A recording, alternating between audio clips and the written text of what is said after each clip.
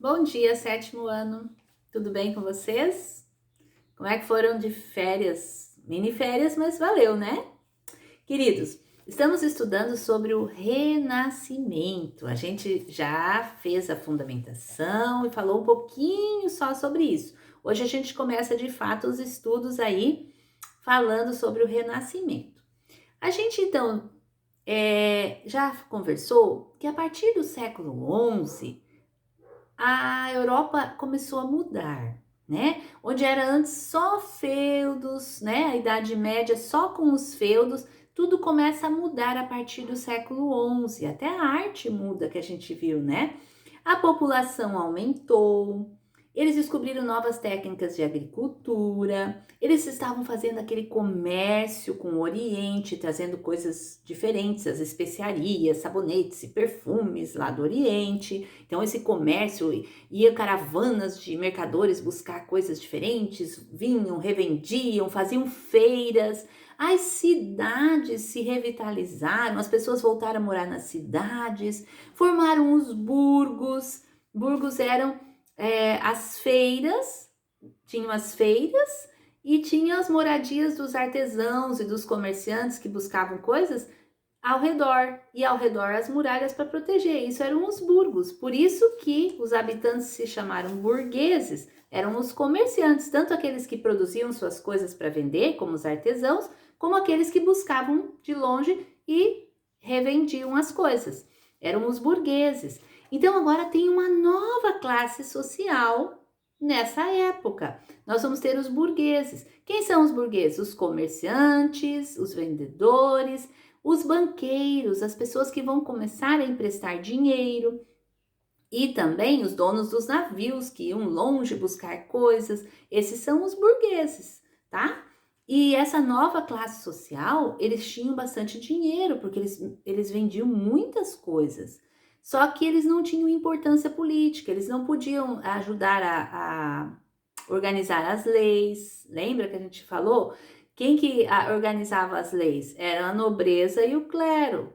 Quando na Magna Carta, lembra? A burguesia ficava de fora. Então, os burgueses, eles queriam mais participação política, eles queriam poder ajudar nas decisões. E isso ainda não estava acontecendo, eles vão lutar por isso. Então, e essas pessoas, esses burgueses, eles têm agora uma forma de vida bem diferente. Eles não estão ligados à agricultura, de colher, de plantar, mas eles têm que calcular, têm que pesar, medir. Vai vender um tecido? Tem que medir o tecido, calcular preço. Eles também têm que calcular, os banqueiros, se vão emprestar dinheiro, quanto que vão cobrar de juros, entende? Então, agora são outras habilidades que estão sendo importantes. Não é mais só viver no plantar e colher, tá? E todas essas mudanças acontecendo, cidades se revitalizando, uma nova classe social, compras e vendas e tal, tudo isso vai levar ao renascimento, tá? E se a gente for definir renascimento, a gente vai dizer que foi um movimento cultural muito intenso que começou no século XIV, lá nas cidades italianas, nas cidades como Veneza, Gênova, Florença, Borgonha. Essas cidades, elas tinham muito comércio. Lá eles iam buscar as especiarias lá no Oriente, revendiam e tal. Tinha algumas famílias bem ricas e eles vão começar então a usar esse dinheiro para patrocinar os artistas, os estudiosos, porque o Renascimento, a gente está falando de um grupo de artistas que vão escrever, vão fazer poesia, vão fazer teatro, vão fazer pinturas, esculturas, tudo de uma nova forma, se inspirando lá atrás nos gregos e nos romanos, que tinham a pintura, a escultura, a filosofia bastante desenvolvida. Então eles vão pegar a inspiração lá atrás, vão dizer, não, essa fase toda aí, que era a Idade Média, não teve grande desenvolvimento da cultura, da arte. Nós temos que olhar lá atrás, nos gregos e nos romanos, eles que sabiam fazer arte, e realmente, né, tinham esculturas tão lindas dos gregos e dos romanos, até a dobrinha da roupa eles faziam na escultura, as pinturas eram muito lindas. Então eles vão pegar a inspiração lá atrás e dizer, vamos fazer renascer essa cultura grega-romana, agora no nosso tempo. Isso começa no século XIV. E essas pessoas ricas, essas pessoas, eles vão pagar, ó, você é um bom pintor, eu não quero que você faça mais nada, eu quero que você se dedique à pintura, que eu vou patrocinar você, eu vou pagar um salário para você.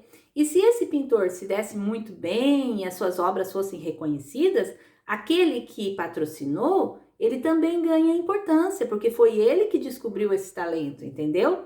Então essa pessoa que patrocina o pintor, ele se chama mecenas, tá? Você definiu isso.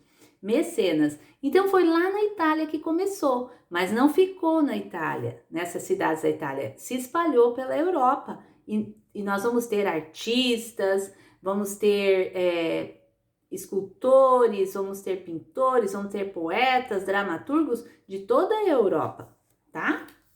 E quais as características, então, do Renascimento? Bem, eles se opõem a tudo que na Idade Média foi feito até então, né? Então, eles têm como característica o antropocentrismo. Antropo é o homem, tá? Antropocentrismo é o homem no centro. Então, eles dizem, o homem tem que estar no centro. E eles diziam, durante todo esse período aí na Idade Média, era o teocentrismo. Teocentrismo seria Deus, teo é Deus, Deus no centro. Mas espera aí. Na realidade, não é Deus que estava no centro durante esse período da Idade Média. Era a Igreja Romana, eles que estavam no centro. Quando Deus está no centro de todas as coisas, é uma bênção. Mas nesse caso não era assim, não. Era a igreja, a instituição romana que estava no centro. E eles diziam, agora nós vamos nos voltar para o homem. Outra característica, racionalismo. Nós vamos usar a nossa razão, a nossa capacidade de raciocínio.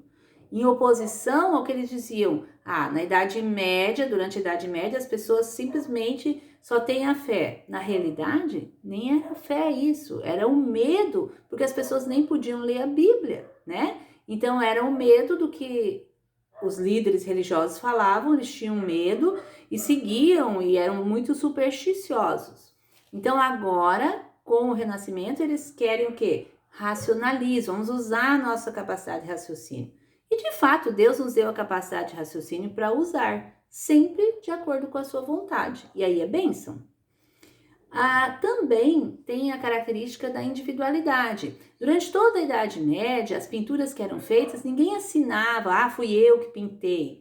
Era assim, colocava um monte de gente para pintar, eles pintavam, faziam os vitrais nas igrejas, pintavam as igrejas, as cenas bíblicas, a arte toda era voltada para a igreja. E eram várias pessoas que pintavam, então ninguém assinava aquela obra. A partir de agora, com o Renascimento, o pintor que pinta, tipo Leonardo da Vinci, ele pintou lá a Mona Lisa, ele assina aquele quadro, ele pintou sozinho, então é a individualidade dele, tá? E agora também, eles não vão pintar só cenas religiosas, porque durante a Idade Média eles só podiam pintar as cenas religiosas, que tivesse a ver com a igreja, e agora não, agora eles vão pintar outras coisas também, pessoas. E uma das características muito legais é que eles vão pintar, de fato, em 3D, né? Eles vão pintar que parece uma foto, bem feitinha mesmo, como retratando a realidade. Naquela época não tinha máquina fotográfica, então uma família rica, eles podiam pedir para um pintor fazer um retrato deles. Aí eles ficavam lá paradinhos, sem se mexer, e o pintor ia lá e pintava o retrato assim como eles eram, bem direitinho. Durante a Idade Média, a arte voltada à igreja não era assim. Eles não pintavam para ser igual à realidade ou bonito. Eles pintavam para devoção. Então eles não pintavam em 3D, eles pintavam em 1D só. Assim, ficava reta a pintura E retratava o quê? Retratava as coisas religiosas. E as pessoas que tinham mais importância sempre eram maiores. Então, por exemplo, tem Maria com Jesus no colo, mas como Jesus é muito importante, então eles faziam ele grande assim, um bebê, mas bem grande. Então, não era retratada a realidade ali durante a arte da Idade Média. Era o que eles queriam passar. Agora não, agora eles passam no tamanho correto. Se tem uma mãe com uma criança, a criança está no tamanho de bebê e a mãe está no tamanho de adulta.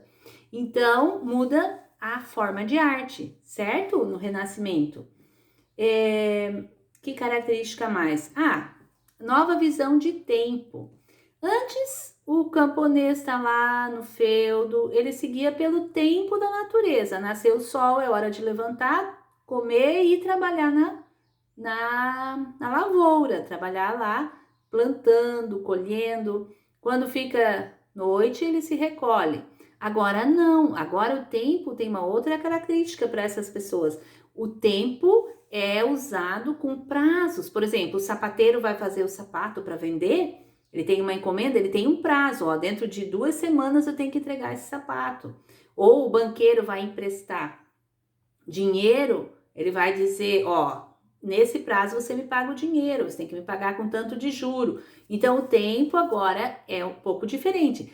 E como eles precisam controlar o tempo, eles inventam um relógio mecânico. Então, eles inventam um relógio que não é mais agora relógio de areia, nem relógio de sol, é relógio mecânico, que eles podem ver a hora. E isso foi no século XV, a invenção do relógio mecânico. Daí as primeiras igrejas também começam a colocar os relógios lá, né, na igreja.